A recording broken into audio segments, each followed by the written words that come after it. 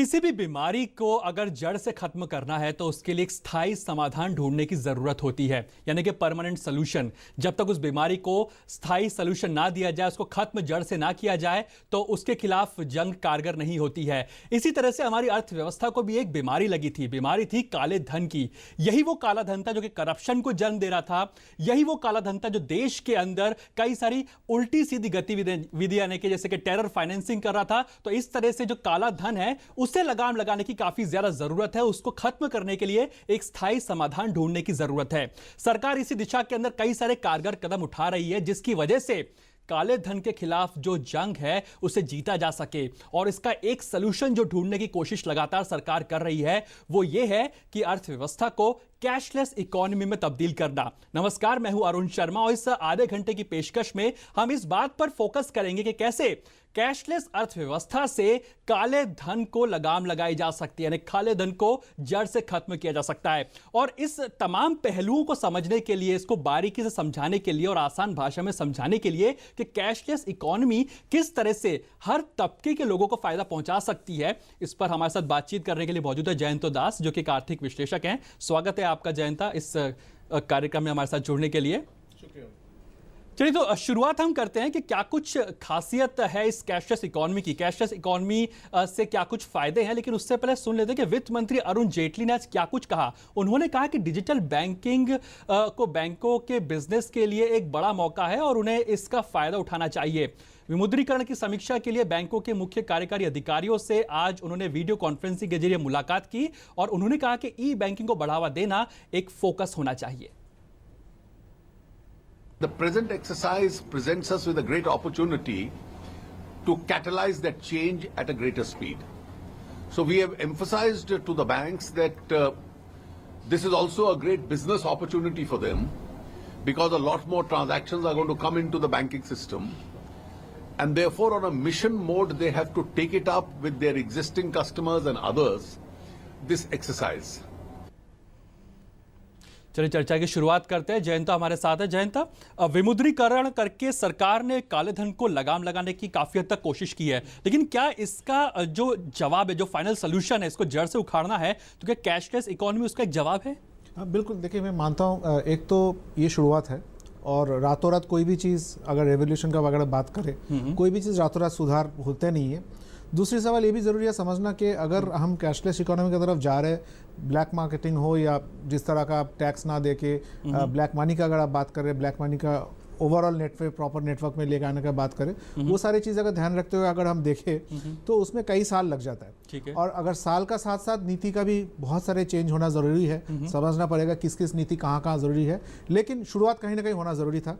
और मैं मानता हूँ सिर्फ डिमोनेटाइजेशन नहीं, और भी सरकार ने ऑफिशियली बताया भी, लगातार और भी तरह तरह का उनका नीतिगत के दौरान अलग से अनाउंसमेंट्स आते रहेंगे आने वाले समय पे। चैलेंजेस क्या कुछ देखते हैं जयंता, क्योंकि एक विश्लेषक आप हैं आर्थिक, तो किस तरह के चैलेंजेस आपको लगता है आ सकते हैं? 95% के आसपास जो एक आंकड़े कहते हैं कि हम लोग कैश में ज्यादा डील करते हैं, 5 से 10% के आसपास हम लोग कैशलेस हैं एक तरह से। उसके लिए जो वेस्टर्न कंट्रीज है 95% तक एक तरह से कैशलेस हो चुकी हैं। स्वीडन की अगर बात की जाए तो कैसे हम उस लेवल पे पहुंच सकते हैं? उसको अचीव करने के लिए चैलेंजेस क्या कुछ रहेंगे? देखिए, भारत का तरफ से जो सबसे बड़ा चुनौती है, एक तो ये इसका डेमोग्राफिक सेटअप जो है देश का। दूसरी बात है कि पिछले 1947 से लेकर अभी तक जिस तरह की इकोनॉमी का ओवरऑल एक्सरसाइजिंग है, जैसा हमने कहा, हम लोग का ऑलमोस्ट 70-80% बिजनेसेस मंडी में जाए, हर जगह में कैश का दौरान हुए हैं। उसका वजह ये था कि देश इतना बड़ा है, रातों रात देश में बैंक्स फैलाना। हालांकि बैंक्स काफ़ी हद तक, अगर आप देखें, जब से बैंक्स का नेशनलाइजेशन हुआ था लेट 60s में, वहाँ से लेकर अभी तक काफ़ी ग्रोथ हुआ है बैंक्स में। लेकिन साथ में ये भी समझना ज़रूरी है, लास्ट माइल बैंकिंग फैसिलिटी गांव में आज का तारीख में अभी भी नहीं है। तो ऐसा स्थिति में अगर जो लास्ट माइल गांव में जो लोग बैठे हैं, जो बैंकिंग कॉरेस्पोंडेंट्स जा रहे हैं, कोशिश कर रहे हैं, वो they are all on foot, वो पैदल जाके लोगों के पास पहुंच रहे हैं। वो गवर्नमेंट ने एक सुविधा या बैंक्स ने एक सुविधा उपलब्ध कराया, ताकि ब्रांच हर जगह में खोलना पॉसिबल नहीं है, तो बैंकिंग कॉरेस्पोंडेंस वो पूरा करता है। अब इसको टेक्नोलॉजी के दौरान इसको स्पीडन अप करने के लिए सबसे बड़ी चीज़ है कि डिजिटल इंडिया का जो अलग से एक रेवोल्यूशन साथ साथ चल रहा है, उस डिजिटल इंडिया को फायदा उठा के जितना जल्दी आप कोने कोने भारत में जो भी लोग हैं, जिसका सोचिए बैंक आज का तारीख में 60 किलोमीटर दूर है, 70 किलोमीटर दूर है, उनको आप सिस्टम में लेके आए। जयंता, जिन लोगों ने अपनी जिंदगी भर कैश के ट्रांजैक्शंस किए हैं, दुकानों में बैठ के 20 साल 25 साल अपनी उम्र निकाल दी जो कैश में ट्रांजैक्शन किए हैं, क्या वो डिजिटली अपने आप को अपग्रेड कर पाएंगे? क्या अगर प्रैक्टिकली देखा जाए क्या ये आसान होगा? कोई भी काम इस तरह का आसान होगा बोलना या आसान नहीं होगा बोलना मुश्किल है। वजह इसलिए है कि जैसे मैंने कहा कि इतना सालों से जो बंदे कैश में डील करते रहे, उसको आप रातों रात बोलेंगे कि भाई तुम कल से, लेकिन ये एक शुरुआत है। हाँ, लेकिन शुरुआत को आपको कहीं ना कहीं करना पड़ेगा। और एक छोटा एग्जांपल मैं दूंगा, दिल्ली में कुछ साल पहले जब हम बोले थे पूरा पब्लिक ट्रांसपोर्ट सीएनजी में चेंज हो जाएंगे, लगातार रोड में बंद हुए, बस वालों ने स्ट्राइक की, शहर में हम सब डिबेट करते रह गए कि ये पॉसिबल नहीं है। लेकिन आज का तारीख में पूरा दिल्ली मेरे ख्याल से ऑल ओवर वर्ल्ड में one of the unique cities है जहां पे पूरा पब्लिक ट्रांसपोर्ट सीएनजी में या ग्रीन गैस में चल रहे हैं। तो ऐसा रेवोल्यूशन, ये इस तरह का बड़े बड़े कदम आपको उठा के कहीं ना कहीं कुछ जिसको बोलते हैं शेकिंग द विक्ट्री आपको करना पड़ेगा। साथ में नुकसान थोड़ा बहुत है, एग्जीक्यूशन में सीखना पड़ेगा, थोड़ा पेन है, लेकिन जरूर शुरुआत है और मैं मानता हूं कि अच्छी शुरुआत है। चलिए जयंता, इसी बीच हमारे साथ एपी होटा जी जुड़ रहे हैं जो कि हैं एमडी हैं एनपीसीआई के। होटा साहब, बहुत बहुत शुक्रिया दूरदर्शन पर हमारे साथ जुड़ने के लिए। समझना चाहेंगे, हम लोग लगातार कैशलेस इकोनॉमी बनने की तरफ आगे बढ़ रहे हैं, लेकिन जब से डीमोनेटाइजेशन हुआ है इसके बाद से किस तरह का आप रिस्पॉन्स देख रहे हैं? जब तक कैशलेस सिस्टम की बात की जाए, इस इंटरफेस को आप कितना देख रहे हैं, किस तरह का रिस्पॉन्स मिलता हुआ देख रहे हैं? कैशलेस ट्रांजेक्शन, दो किस्म का कैशलेस ट्रांजेक्शन में बहुत तेजी से ज्यादा ट्रांजैक्शन हुआ है। एक है card payment system. Card payment system तो अभी तो एटीएम का तो कैश तो प्रॉब्लम है, इसीलिए जो point of sale transaction, point of sale है जो शॉपिंग में, उसका जो नंबर था उसका 3 गुना बढ़ गया है। जैसे कि वो जो रुपे कार्ड तो देश का अभी करीब 315 मिलियन कस्टमर के पास है, 31 करोड़ कस्टमर के पास है। वो तो एटीएम में यूज करते थे पहले, अभी वो पॉइंट ऑफ सेल में यूज करना शुरू किए हैं जहां जहां पॉइंट ऑफ सेल है, टर्मिनल है। देश में तो हमारा इस 14 लाख टर्मिनल है। हम देख रहे हैं कि ज्यादा से ज्यादा टर्मिनल जो नहीं यूज होता था, अभी ज्यादा ट्रांजैक्शन हुआ है कार्ड में। होटा साहब, जैसे कि आज वित्त मंत्री अरुण जेटली ने भी बताया कि 14 लाख के आसपास पीओएस मशीन हमारे पास है, उसे मल्टीफोल्ड करने की जरूरत है।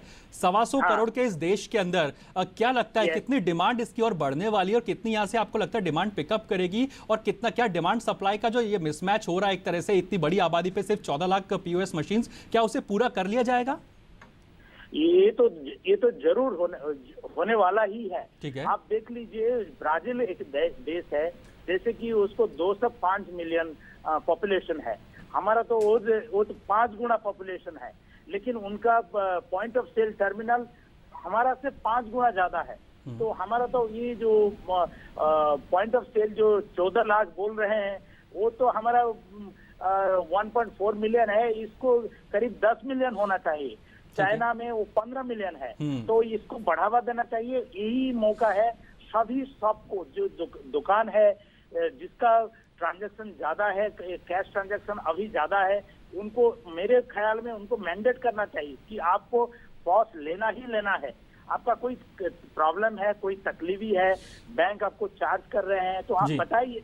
इसीलिए तो सभी रुपे कार्ड के लिए पब्लिक सेक्टर बैंकों ने वो एमडीआर को वेव कर चुके हैं। होटा साहब, तो एमडीआर को होटा साहब, यूपीआई की शुरुआत भी एक तरह से हो चुकी है काफी पहले से ही, और कई सारे अपग्रेडेड फीचर्स भी हम यूपीआई में आते हुए देख रहे हैं।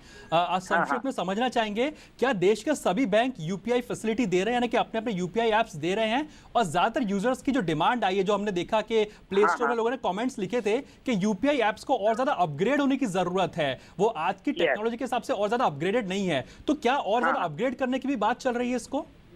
ये जो यूपीआई अभी 2 दिन पहले स्टेट बैंक ऑफ इंडिया और एचडीएफसी बैंक शुरू कर दिए हैं। ये दोनों लार्ज बैंक हैं जो यूपीआई में नहीं थे, इसीलिए हमारा एनपीसीआई तरफ से हम कोई इसका एडवर्टाइजमेंट अवेयरनेस कैंपेन शुरू नहीं किए थे।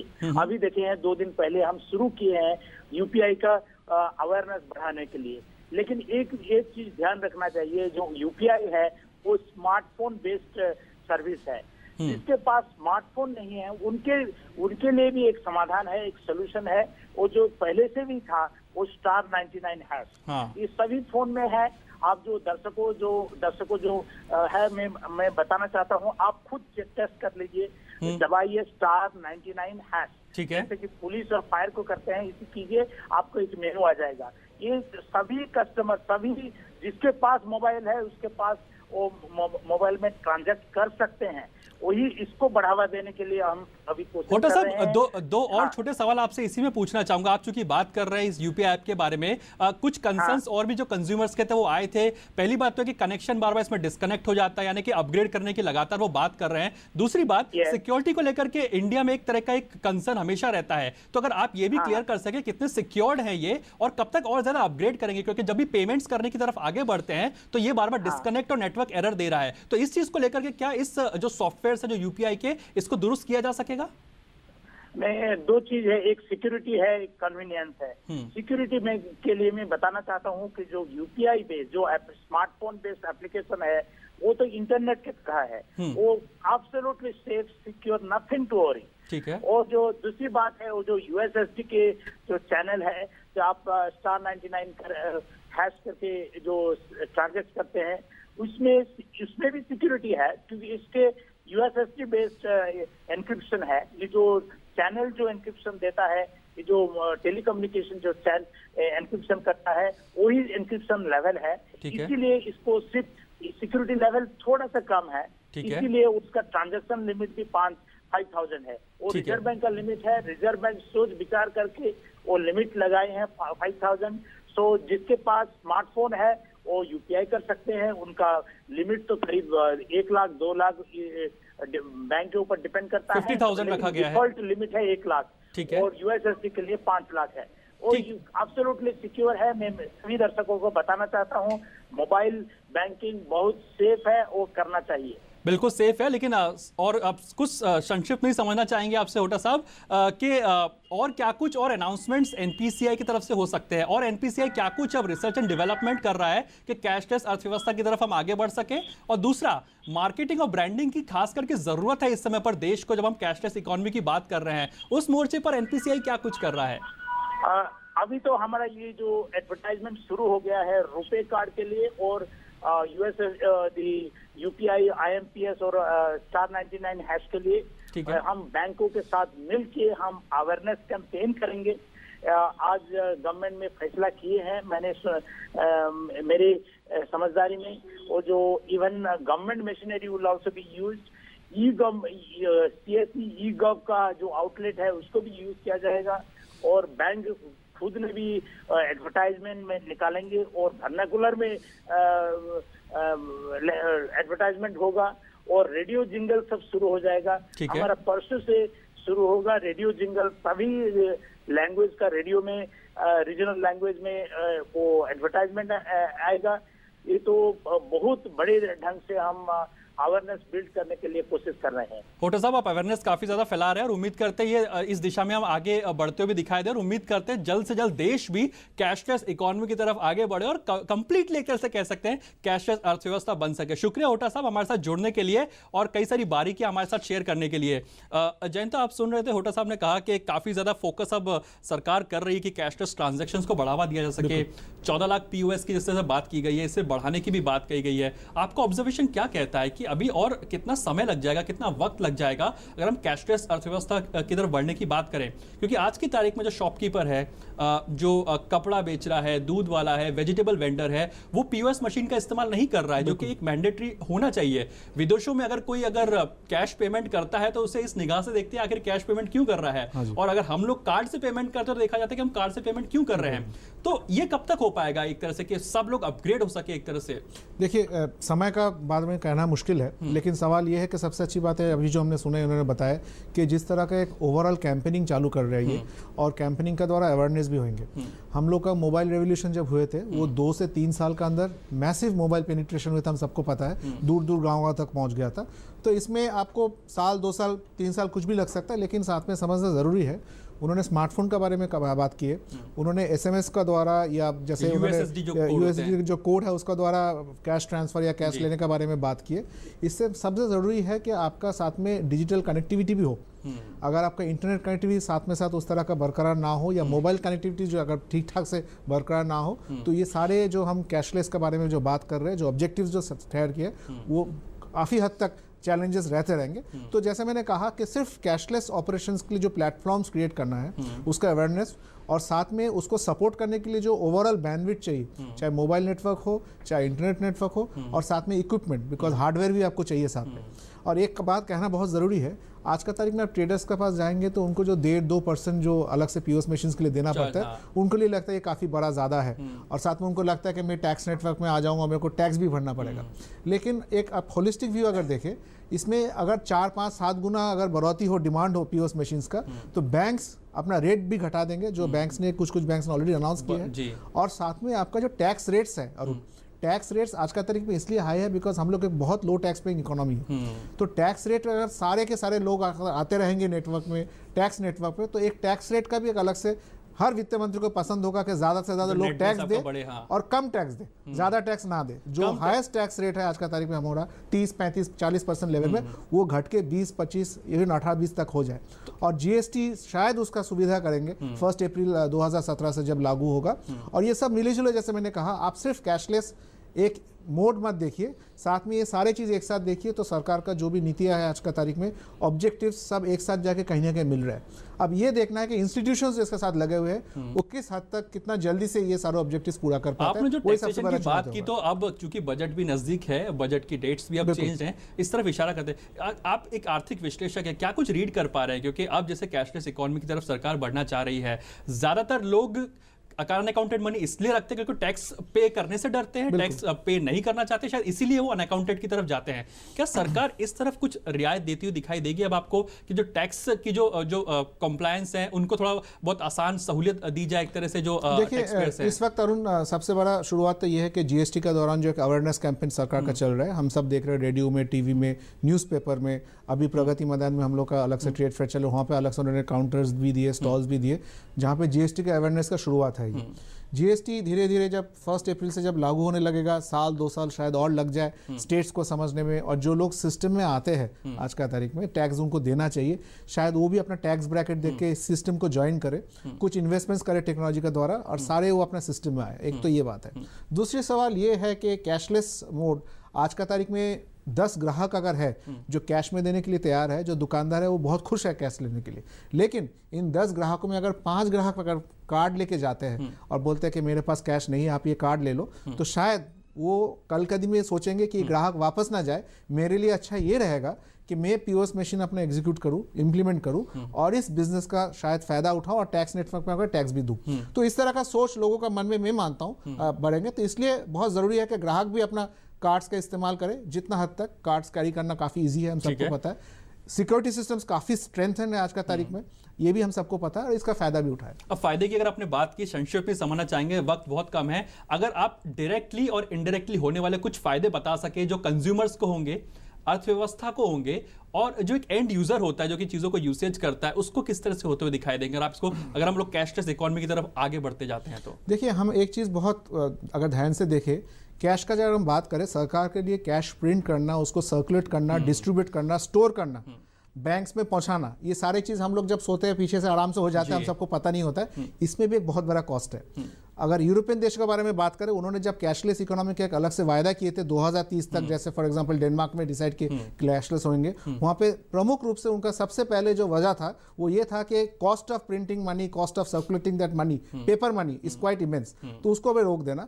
हमारा देश अलग है, सीधी सीधी यूरोप के साथ कंपेयर करना ठीक नहीं रहेगा, लेकिन बेस्ट प्रैक्टिसेस हम वहां से ले सकते हैं, उसको देश में हम एग्जीक्यूट कर सकते हैं। और उस दौरान, जैसे मैंने बोला कि एक होलिस्टिक व्यू तो है देश का, ओवरऑल 3-4 साल का दौरान अगर हम कैशलेस में 30-40% तक भी शिफ्ट हो पाते हैं तो हमारे लिए काफी सारी चीजें सस्ती हो जाएंगी और एक तरह से सहूलियत भी हो जाएगी। शुक्रिया जयंता जी हमारे साथ जुड़ने के लिए और तमाम अपनी राय रखने के लिए कैशलेस अर्थव्यवस्था की तरफ बढ़ते हुए। तो बहरहाल आज के इस सफर में, यानी कि काले धन के खिलाफ जंग के इस खास कार्यक्रम में इतना ही। मुझे दीजिए इजाजत, लेकिन आपसे थोड़ी देर में आप देख सकेंगे स्वच्छता बुलेटिन मेरी सहयोगी शैला के साथ। दीजिए इजाजत, नमस्कार।